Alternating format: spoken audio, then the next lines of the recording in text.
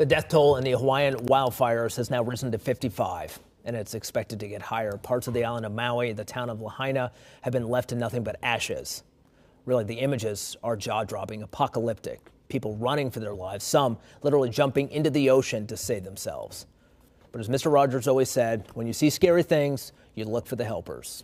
Joining us, one of the helpers, organizers from the Bay Area Project Dynamo, co-founder Brian Stern. A very tired Brian Stern. Brian, I talked to you yesterday around noon, and you're still up. How are you? I'm doing great, Walter. Thanks for having us. Thanks for jumping on live from us live in Hawaii. What are you seeing out there? It's pretty bad. I'm about 10 miles away from all the really bad stuff that you see that you've seen on TV. We've done 2 helicopter rescues already. We have 5 or 6 hopefully scheduled for tomorrow. The roads are opening, which is good. That's been a real problem, but I fully expect the body count, the official body count, to hit triple digits here, maybe as early as tomorrow. Now, in talking with one of our reporters yesterday, you were saying that the helicopters that you're chartering are a little bit smaller than the military aircraft, which allows you to get into smaller places. Is that right? Yeah, we're using smaller aircraft. It's 6 people plus crew, so we're able to get into some places, and they're just a little easier to maneuver also with the wind and some of the back pressure that happens. So we've been successful so far. Lots of people still need help, though. It's really terrible. We saw this during Hurricane Ian, where whole areas are just gone.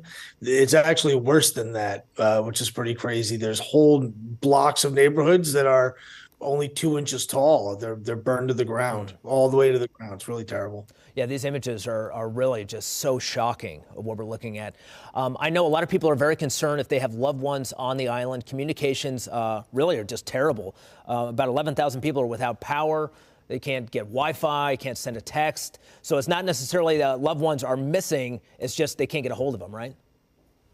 Correct. And that's what we ask people to do. If you have friends or family that are on the island and you've not heard from them, register on our website, projectdynamo.org. Click we have a Maui button, register them in there. It is so much easier if my team and I know where to go look, in opposed to wander around. It doesn't really work well that way.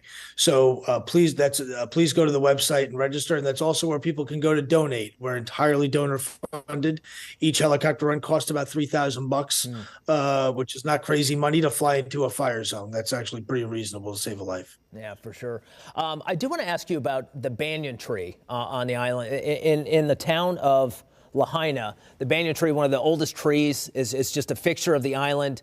One of the oldest trees there, right there on Front Street. This is one of the only things that has survived these wildfires. And to me, it reminds me a lot of that church right across the street from Ground Zero after 9/11. Yeah. St. Paul's Church. Yeah. I mean, we've done, Project Dynamo has done a lot of these things, and I've been involved, as you know, in a lot of these things. I'm a 9/11 first responder. I actually slept at St. Paul's Church during my time there, digging in the rubble in the first few weeks. And these stories are always miraculous, and that's what gives people hope. The name of this operation, we're calling it Ohana Safe, which is safe family in Hawaiian.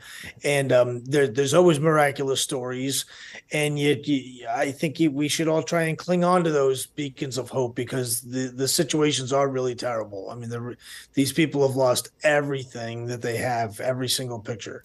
I'm sure you're going to try to get a little bit of shut-eye, but what's the plan moving forward? Plan moving forward. I mean, we're busy. We've got a lot that we got. Dynamo's busy. We're doing an Afghanistan operation, hopefully here real soon. We got stuff in Haiti, plus Ukraine, and now here. So we're busy. Plan for tomorrow here locally at the tactical level is we're going to do some ground movement to get some food and water out to some people that are stranded now that the roads are open. We want to take advantage of that, and then do some air operations also.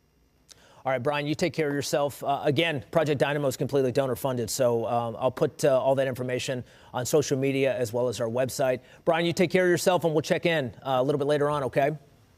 Thanks so much, Walter. Appreciate it. All right, talk to you later.